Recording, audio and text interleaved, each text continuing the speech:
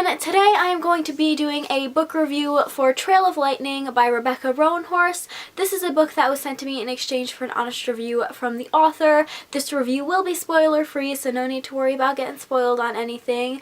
And yeah, let's just get started with the review. So Trail of Lightning is the first book in a post-apocalyptic urban fantasy series. This book is set where the Navajo reservation used to be before the climate apocalypse happened, and with the apocalypse, all of the gods and monsters from Native American mythology have kind of reawakened. So in this book we follow a girl called Maggie, and she is a monster hunter, and she's recruited to try and find out who has been creating this new breed of monster. So I really enjoyed this book a lot more than I thought I was going to. I definitely judged this book by its cover.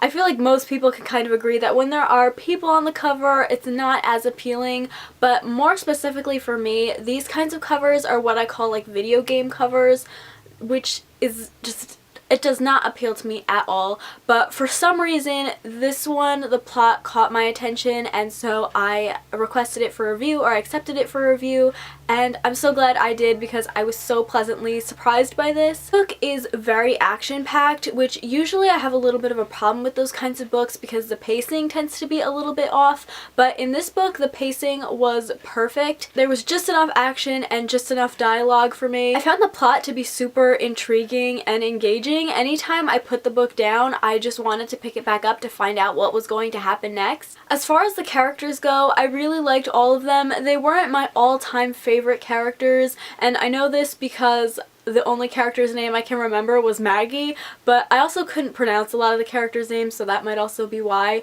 But yeah, I really like the characters, but they weren't my all-time favorite. There is a romance in this book, but it is super slow burn, so I really enjoyed that part of the story. One of the only cons that I can kind of think of with this book is that it is very tropey when it comes to the urban fantasy part of it. So a lot of the characters in here are your very typical urban fantasy characters. I don't personally mind tropes when it comes to books, but if you're very critical of that, then that might be a bad thing for you with this book. The only other kind of con I could think of was that there were a couple things in here revolving around the mythology in the book that I feel like was kind of skimmed over, or the author kind of expected you to already be familiar with it. So as far as like the magic system or the powers that people had in this book, I sometimes got a little bit confused with how that kind of magic system worked. Other than that, I really enjoyed this book, and I ended up giving it a 4.5 star rating, but the more I kind of think about it, the more I want to bump my rating up to a 5 because I was just super pleasantly surprised by this book. I'm definitely intrigued to see where the author takes the story next. I'm so upset that I have to wait a whole year for this because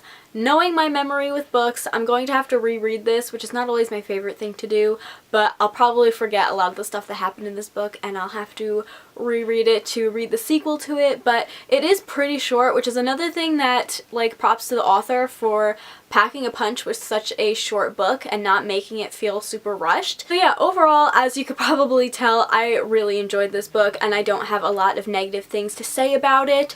The only other thing I wanted to mention is that I couldn't really figure out whether this book was adult or young adult. I would consider it to be adult because all of the characters are over the age of 18, and there also is quite a bit of strong language and like very descriptive, violent or gory scenes. So that's just something to be aware of if you are a younger reader and you don't really feel comfortable with that kind of content. But yeah, I think that pretty much sums up my thoughts on this book. I really enjoyed it. I've said it enough times. Leave me a comment down below and let me know if you've read this book and what you thought of it, or if you're interested in reading it. I hope you guys enjoyed this video. If you did, please give it a thumbs up and subscribe if you haven't already, and I will see you in my next one. Bye!